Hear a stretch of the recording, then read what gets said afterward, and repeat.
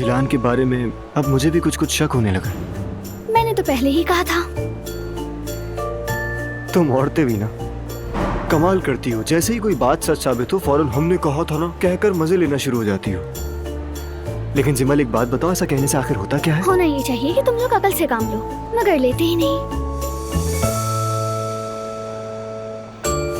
ठीक है, ये बात कहते हुए शर्म तो आ रही है, मानता हूं, लेकिन हाँ शायद तुम ठीक कह रही थी। खैर मुझे शक है, कोई बंदा हर बार अपना वॉलेट भूलता है यार। एक बार हो जाए समझ आता है, लेकिन हर बार का यही है। और फिर हर बार यही वादा कि वापस दे दूंगी, लेकिन हकीकत में कुछ भी नहीं। मेरे क्रेडिट कार्ड की लिमिट खत्म हो गई है। हंसो मत, मैं सीरियस हूँ। Sorry, really sorry.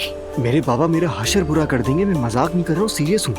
अरे यार मैंने तो पहले ही वार्न किया था तुम्हें। हाँ हाँ, अब ये बताओ क्या करना है? चलो फिर एक काम करें, तैयार हो जाओ, उस लड़की की असलियत मिलकर सामने लाते हैं। हाँ ये हुई ना बात, क्यों नहीं? तो फिर डन हो गया।